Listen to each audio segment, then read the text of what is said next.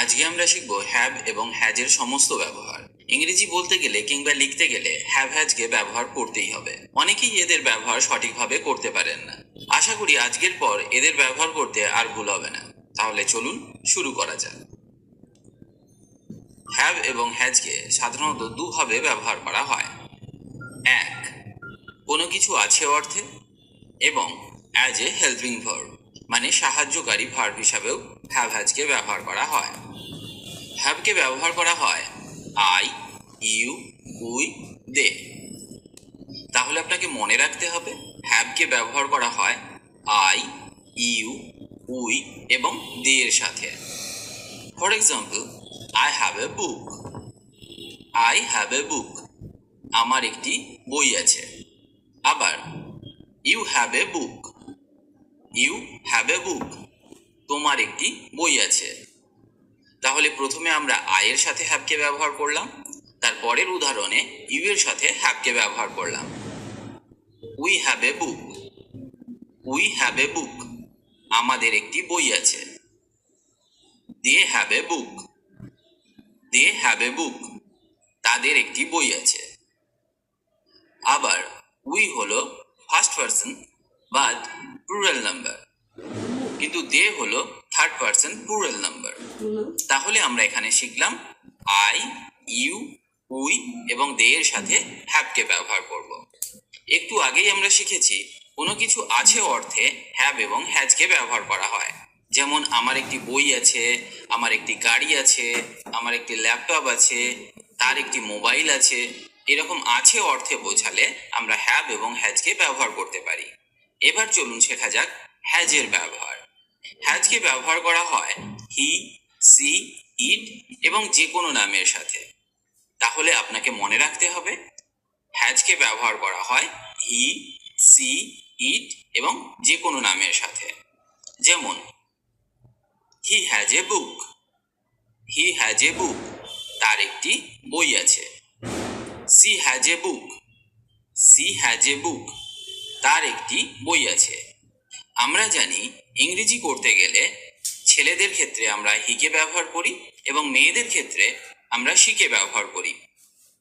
It has to wings. It has to wings, এর দুটি ডানা রয়েছে। John has a book. John has a বুক, জনের একটি বই আছে। একটু আগেই আমি বলেছিলাম যে কোনো নামের ক্ষেত্রে আমরা হ্যাজকে ব্যবহার করতে পারি। এখানে জন হলো একটি নাম, সেই জন্য এখানে আমরা হ্যাজকে ব্যবহার করলাম। আমরা যে কোনো নামের ক্ষেত্রে হ্যাজকে ব্যবহার করতে পারি। যেমন রাম, শ্যাম, যদু, মধু ইত্যাদি যে কোনো নাম বোঝালে আমরা হ্যাজকে ব্যবহার করতে পারবো। এবার শেখা যাক হেল্পিং ভার্ব হিসাবে কিভাবে হ্যাভ এবং হ্যাজকে ব্যবহার করা হয়। এক্ষেত্রেও হ্যাভ হ্যাজের ব্যবহারের নিয়ম একই থাকবে।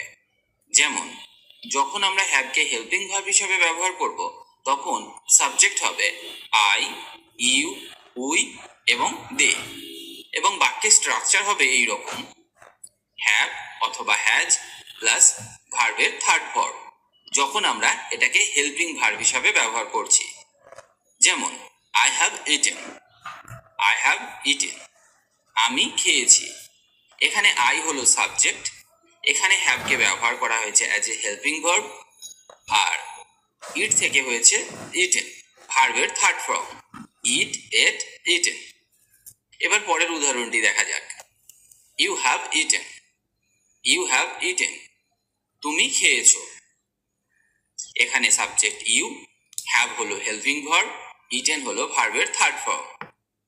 We have eaten. We have eaten, আমরা খেয়েছি।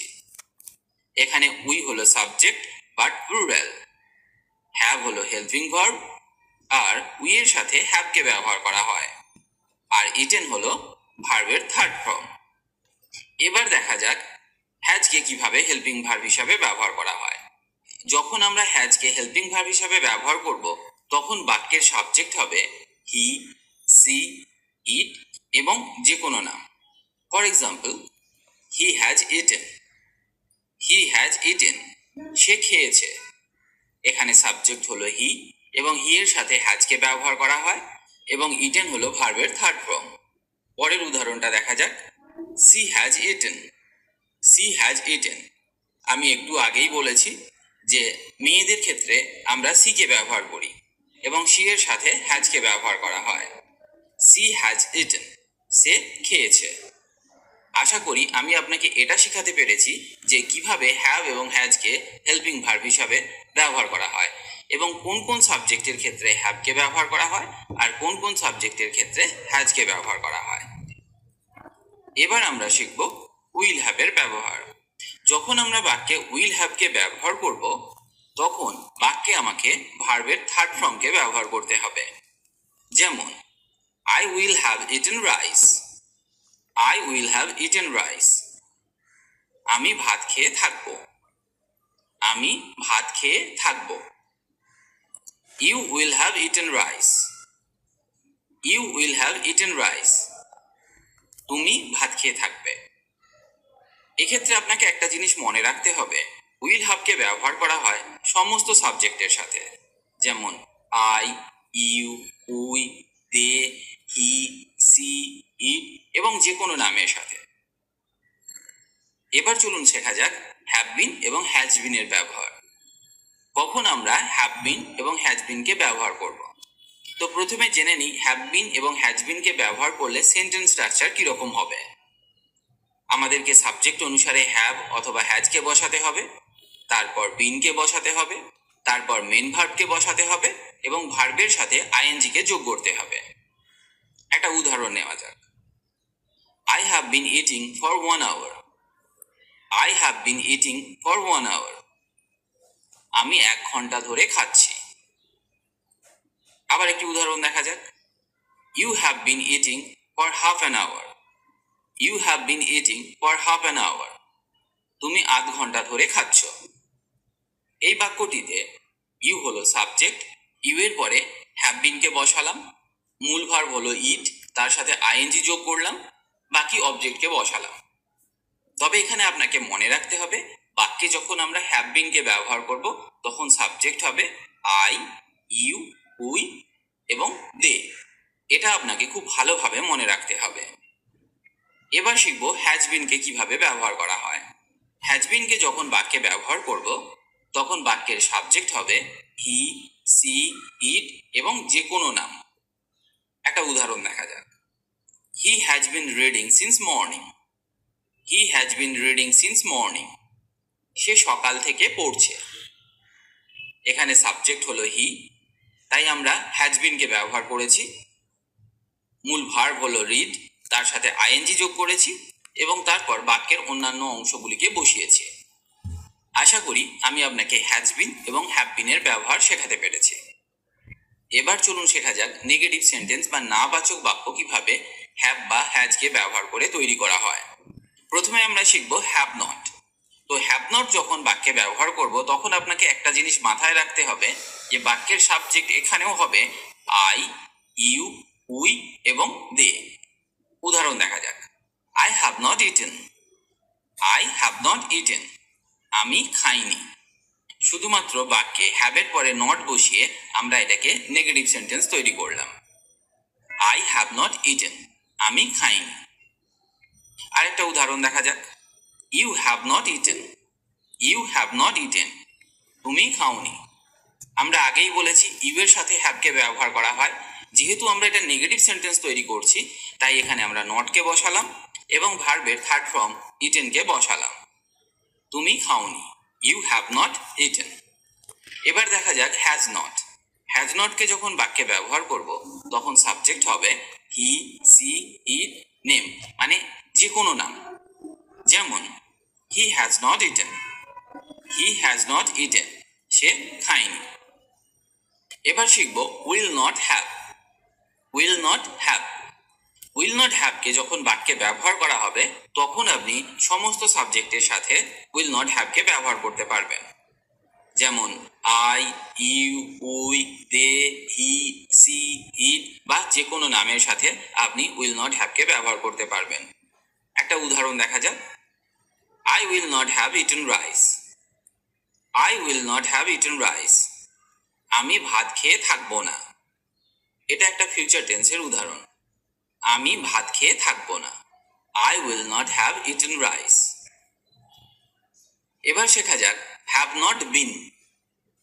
হ্যাভ নট বিনকে কিভাবে বাক্যে ব্যবহার করা হয়। তবে এক্ষেত্রে সাবজেক্ট হবে আই, ইউ, উই এবং দে। একটা উদাহরণ দেখা যাক। I have not been eating for 1 hour। I have not been eating for 1 hour।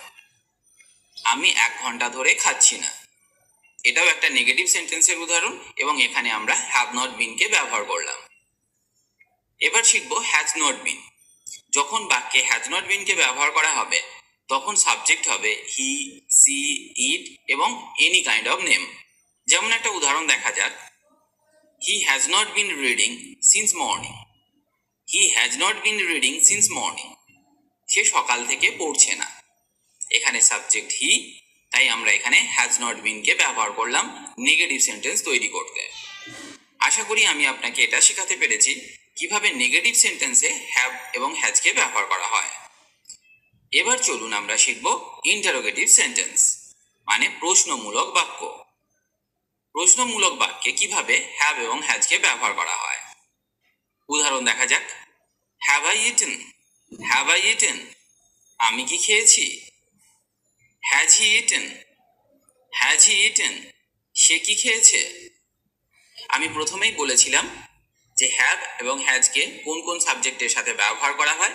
এখানেও আপনাকে সেগুলি মনে রাখতে হবে এবং সেটা মনে করেই আপনাকে বাক্যগুলো তৈরি করতে হবে। এবার শেখা যাক উইল হ্যাভকে কিভাবে ব্যবহার করা হয় ইন্টারোগেটিভ সেন্টেন্সে। তো যখন আমরা উইল হ্যাভকে বাক্যে ব্যবহার করব তখন আপনি সমস্ত সাবজেক্টের সাথে উইল হ্যাভকে ব্যবহার করতে পারবেন। যেমন I, you, we, they, he, she, it এবং যে কোনো নামের সাথে। একটা উদাহরণ দেখা যাক। Will I have eaten rice? Will I have eaten rice? আমি কি ভাত খেয়ে থাকবো? প্রথমে এখানে সেন্টেন্স স্ট্রাকচারটা হলো এইরকম। প্রথমে আমরা উইলকে ব্যবহার করলাম, তারপর সাবজেক্টকে বসালাম এবং তারপর সাবজেক্ট অনুসারে হ্যাভকে বসালাম এবং মূল ভার্বের থার্ড ফর্মকে বসালাম। এবার শিখব হ্যাভ বিন এবং হ্যাজ বিনকে কিভাবে ইন্টারোগেটিভ সেন্টেন্সে ব্যবহার করা হয়। Have I been eating rice for 1 hour? Have I been eating rice for 1 hour? আমি কি 1 ঘন্টা ধরে ভাত খাচ্ছি? আমি কি 1 ঘন্টা ধরে ভাত খাচ্ছি? Have I been eating rice for 1 hour? পরের উদাহরণটা দেখা যাক। Has he been eating rice for 1 hour? Has he been eating rice for 1 hour? সে কি 1 ঘন্টা ধরে ভাত খাচ্ছে? যেহেতু এখানে সাবজেক্ট হি, তাই আমরা হ্যাজ বিনকে ব্যবহার করলাম। আশা করি আমি আপনাকে হ্যাজ এবং হ্যাভ এর সমস্ত রকম ব্যবহার শেখাতে পেরেছি। আশা করি আজকের পর আপনি আর এদেরকে ব্যবহার করতে ভুল করবেন না। আজ এখানেই ভিডিওটি শেষ করলাম। ভিডিওটি যদি আপনার ভালো লাগে তাহলে অবশ্যই লাইক বা কমেন্ট করে জানান, আর পারলে বন্ধুদের সাথে ভিডিওটি শেয়ার করুন। ইংরেজি শিখতে হলে আপনাকে নিয়মিত অভ্যাস করতে হবে আর নতুন নতুন বাক্য শিখতে হবে, না হলে ইংরেজি বলা সম্ভব নয়। কারণ অভ্যাসই হলো সাফল্যের চাবিকাঠি। তাই রোজ নিয়ম করে অভ্যাস করুন। ভালো থাকুন আর আমার সাথে ইংরেজি শিখতে থাকুন।